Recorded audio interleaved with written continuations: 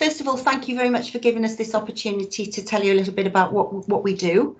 And we'd be delighted to take any questions afterwards. I'm not sure how much any of you know about the Waterloo Foundation, so I'll give you just a very brief background to who we are and what we do. So we're a Wales-based charitable trust.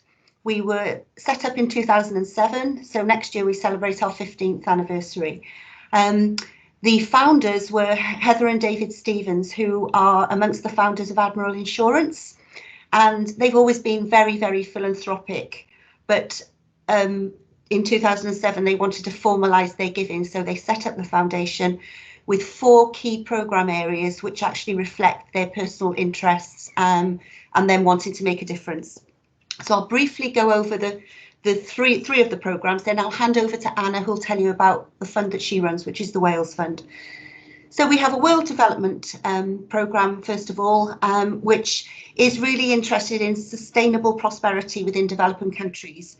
So we look at things like sexual and reproductive health, excellent access to nutrition, quality education, clean water, hygiene and sanitation. And most of that work is in developing countries. Then we have an Environment Fund, which looks at projects which will counter damage to the environment, especially that's been caused by human effects. And within that, there are some sort of very set criteria. And most of that work is actually done overseas.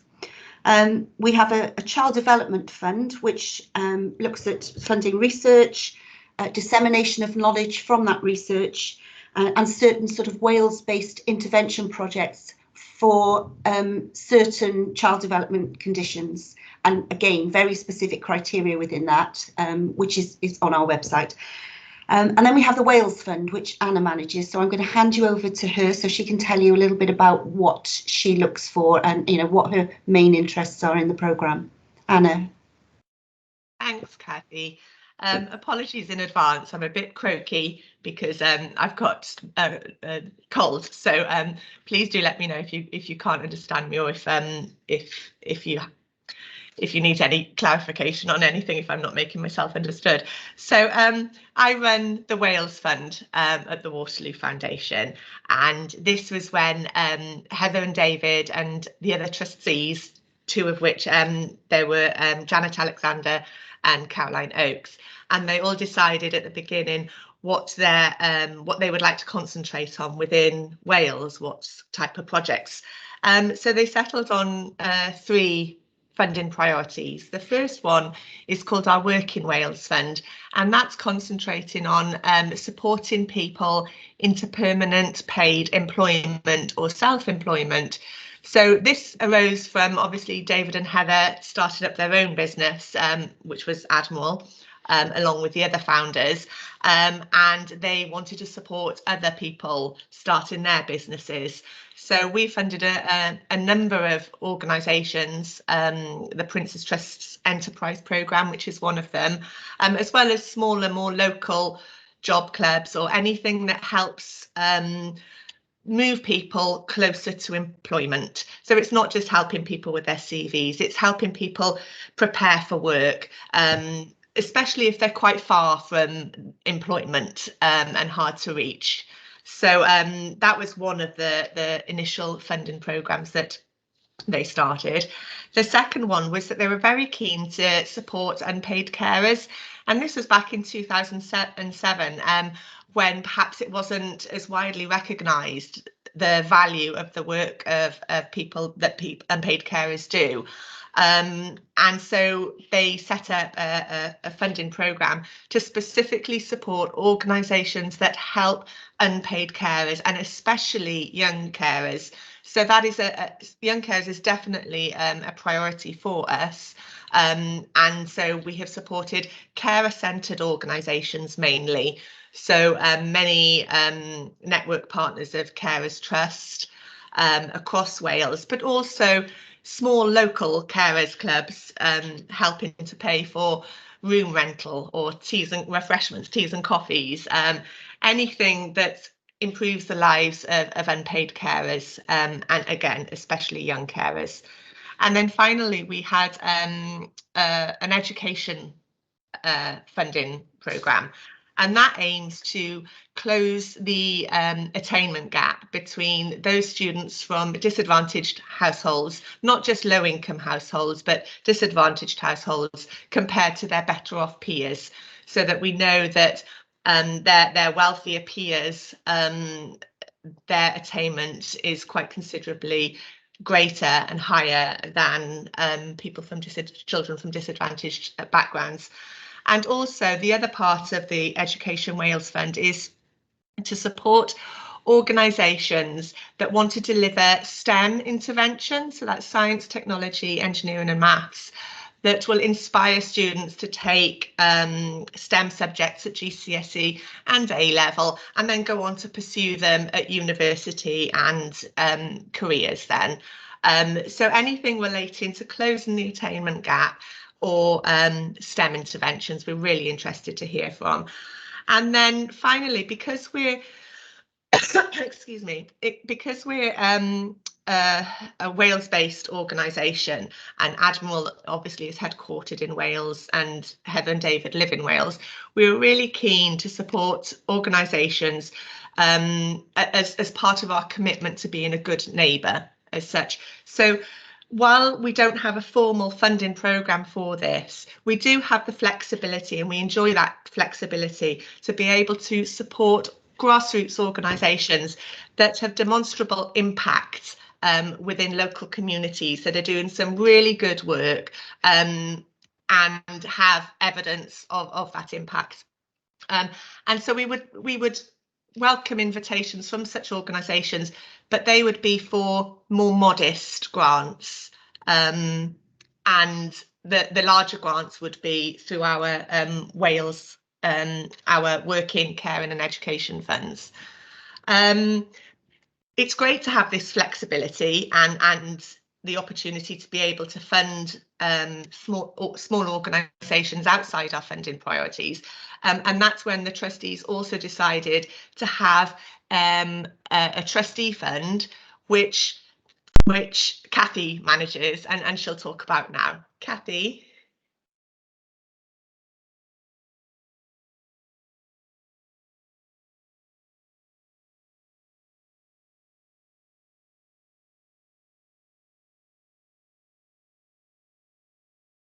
I think she may have frozen, Anna.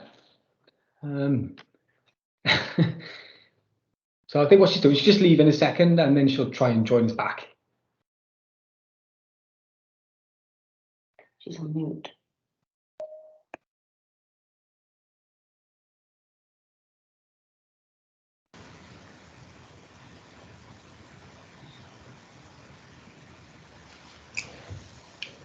Sorry, Kathy. Do you want to talk about the trustee fund? Yeah, I dropped out then. Apologies, everybody. I've got a bit of an unstable connection. Yes, okay, so just going further from what Anna said about the trustees wanting to have the flexibility to react to other projects that perhaps didn't fit within our formal programmes in Wales, they wanted to be able to do this sort of globally. So we have a fund that you won't find on the website, which is the Trustees Fund, which actually does just exactly what it says.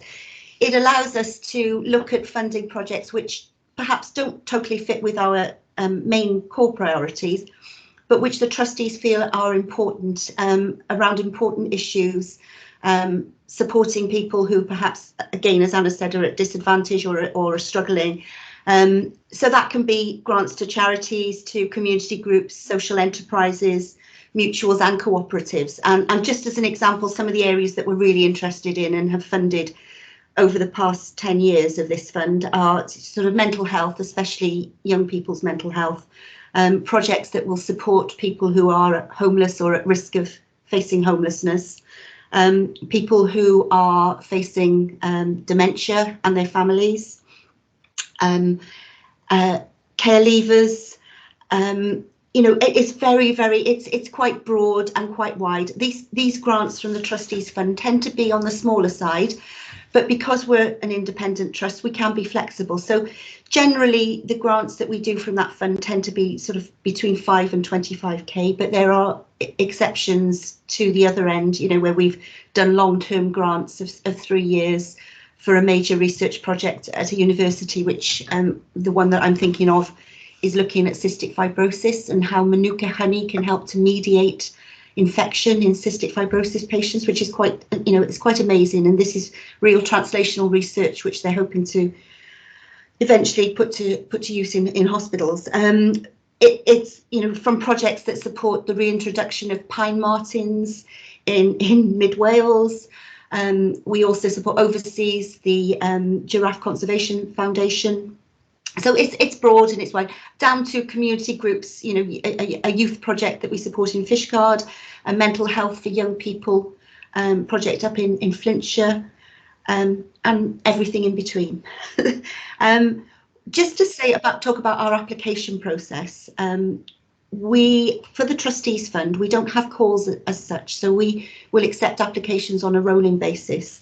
We don't have an onerous application form which we ask people to fill in, but we have got guidelines, so some guidance that we would ask you to sort of answer when you're making an application to us, which will things like, an overview of your organisation, the need, background details, any supporting evidence that you've got relating to the issue that the project or the grant purpose will be covering, evidence of the gap, that that there are no other organisations doing similar work.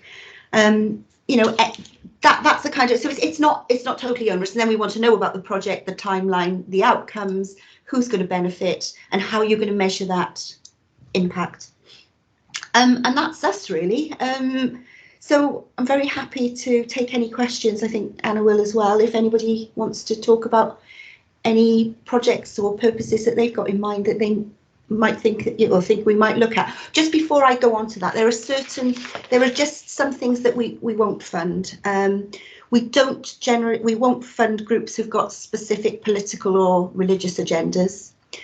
We don't generally support the arts, although there are exceptions. If it's an arts project which is looking at mental health, supporting a certain group of people with their well-being, then that's different. We don't generally do heritage projects, and we're not prone to be supporting general health organisations, although again there are exceptions. So yeah, back to you, Anna. Thanks, Kathy, that's helpful. I think I'll also add, if I may, we within the Wales Fund especially, we operate on a first come, first served basis. Our funding year is a calendar year, so our budgets and funds are fully replenished in January, and then we run through to December. Obviously, if you apply within the first half of the year, you've got more chance of funding because we have the funds there. Competition is far greater towards the middle and end of the year because there's equally a number of organisations competing for fewer funds. At the moment, 2021 is fully allocated, but we are receiving and accepting applications for early 2022. So this is a really good time if you are thinking of applying to us, is to get an application in towards the end of the year, because then we start looking at grant applications for January 2022 onwards. So yeah, does anyone have any questions?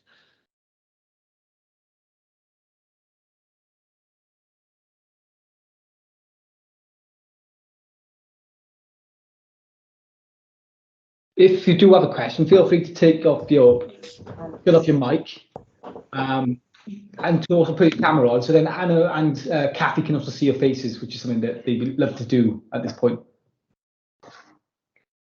So Claire Ruddle's got her hand up. Yeah, hi. I'm the senior lead from Business in the Community. I guess really interested more specifically around the Working Wales Fund that you mentioned. So I don't know if you can give a little bit more information on that. Give us a bit more detail on previous projects, and is it geographic specific in Wales? Are there any particular areas of interest to you? Thanks, thank you. It's actually the fund that we receive the fewest number of applications for. And at the moment, we're receiving more applications from organisations that are working with a specific demographic, so disabled people or people with autism or veterans. And those, whilst we encourage those applications, we really appreciate the applications that come that are supporting as wide a greater number of people as possible. We work Wales-wide. We're based in South Wales, and I think because our physical presence is here, we obviously get more applications from South Wales. So anything from West, Mid and North Wales, we really encourage applications to come from.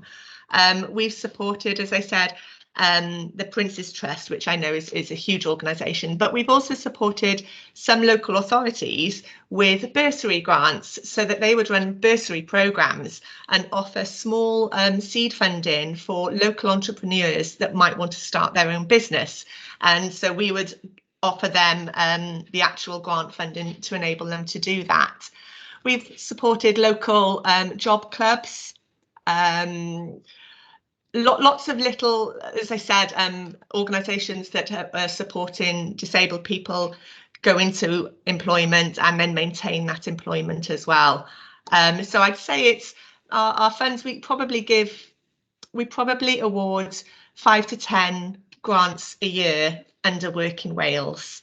And as I said, it's mainly I'd say it's split actually quite evenly between supporting people into permanent paid employment and also starting their own business. So we're happy to consider either. And as I said, particularly in those areas of Wales which perhaps we don't receive many applications from. Does that help? Yeah, that's great. What am I able to ask, sort of the amount, roughly the amount you've indicated on a couple of the other ones? Sure. So again, on our website, we'll generally say anything up to 25,000 for those 3 funding priorities. We're happy to also, if it's a really good programme, you've got strong evidence of impact and need. We will consider multi-year funding as well, up to 3 years. Generally, you would have to be quite well, we would have to already have that funding relationship with you in order to consider a 3-year application. So if you're not known to us, perhaps 1 year to begin with, and then, you know, see how the relationship develops. But yeah, we would be happy to consider 3-year applications up to £25,000 per year.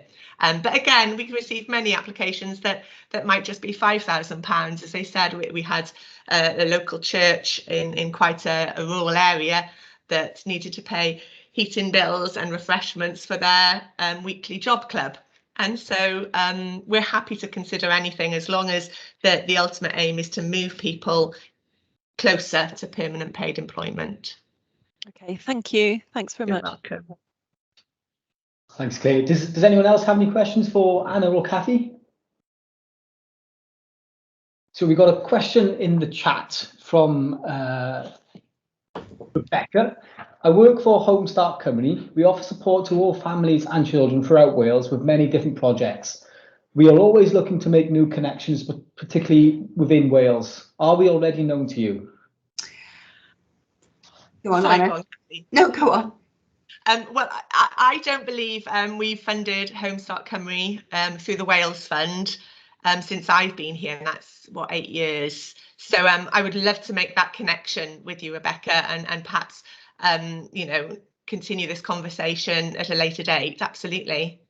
I was just going to echo that and just say I know of Home Start. I know what you do, and I think it's wonderful, and it would be great to connect. So please do. Yeah. Thanks for that, Rebecca. And Joe Lloyd's got a hand up. Joe, if you want to take your camera off and unmute yourself, you feel free to speak to Anna and Kathy direct. Hi. Hello. Hi. Apologies, I'm in the car. I'm currently waiting for my daughter with theory driving test, so you'll have to excuse the background. We're a new CIC opening in Torfaen. We're Tosturi, we're called, and we're offering complementary therapies to people with life-limiting illnesses, cancer, dementia, MS, and also supporting mental health as well. So I'm not entirely sure if we would fall under any of your categories. Just any information for us really going forward. We're quite new. We've done a pilot so far. We're collecting data. And Iron Bevan are currently supporting us, which is great. We're hoping to work alongside Macmillan very shortly via an Iron Bevan. So as soon as our pilot is completed, then we'll be pushing forward with it. So I just wonder if we would fall into any of your categories at all. That's great that you're generating that evidence, because that's really helpful when you do come to funders formally. It doesn't strongly fall under any of the categories of the Wales Fund. I would say possibly, Kathy, is this something that Trustee Fund could consider? Without raising any expectations at all, it's interesting. I'd be interested for you to keep in touch. So Tom can pass on my email details. It wouldn't be perhaps something that would spring to mind as a priority straight away, but we would certainly be very, very happy to talk to you. And as Anna said, that the fact that you're collecting the evidence, the need, that's really interesting. So yeah, please feel free to get in touch with me. That's great. Thank you very much. Cheers. Okay, best of luck. Right, thank you. Thanks, Joe. And good luck to your daughter as well. Yes. Thank Got you. another question in the chat from Muriel, I believe, from asking, Waterloo Foundation, do you match other funders' opportunity? Yes, we have done. We have done, absolutely. And often, it certainly is very attractive if we are match funding with another funder, and it adds value for sure. Kathy, is there anything you want to add with that? Yeah, no, I would just say that yes, we do, in both directions. We would encourage some of our grantees to use our commitment to go out and seek match funding. But equally, if somebody comes to us and says, well, we've got this amount of funding, it makes it certainly it would sort of move it up the priority list if there is other funding secured. So yes. Brilliant, thanks, Kathy. And I do apologise for getting on. Amach, you've got your hand up, so feel free to put your camera on and unmute yourself.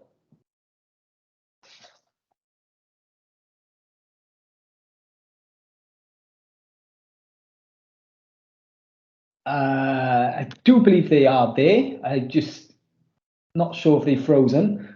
Does anyone else have any other questions? If so, you can put it in the chat as well. There we go. Hello. Hi, Mark. Sorry, you're on mute at the moment.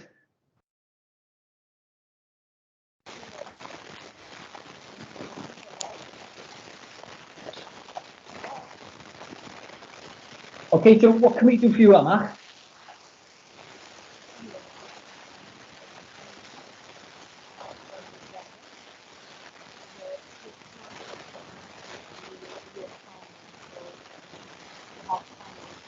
Sorry, Mark, it's not the best line. We can't hear you very well. Would you like to put your question in the chat and then we can read it out? Is that okay?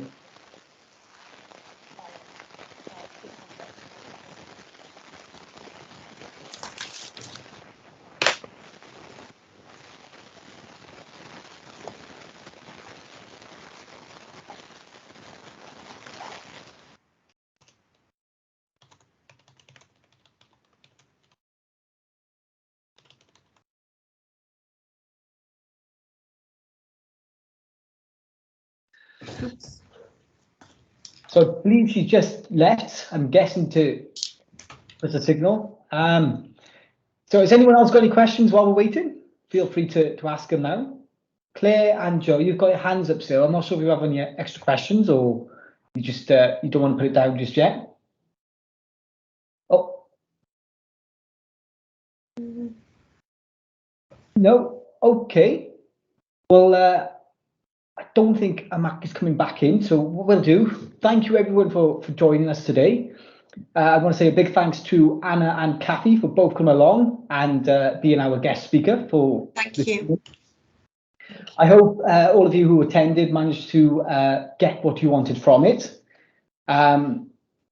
If you have any questions that you think of after the session, feel free to get in touch. My details are on the screen, and also my colleague Callum. So we work together to work on the funding support for Torvine.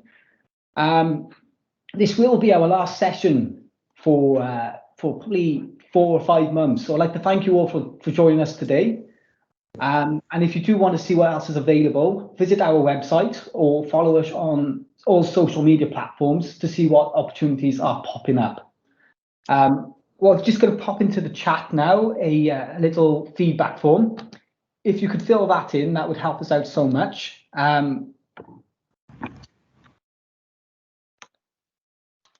Can I just say, Thomas, as well, thank you again for inviting us, and thanks for everybody who's taken part. And please feel free to share mine and Anna's email address. I think that's fine with you, isn't it, Anna? Yeah, absolutely. To any of the participants, and just contact us directly. Yeah. We do have more information on our website about the application process and the type and the format and the type of things that you need to include in your application. But as Kathy said, feel free to drop us an email anytime, and we can help you out if need be.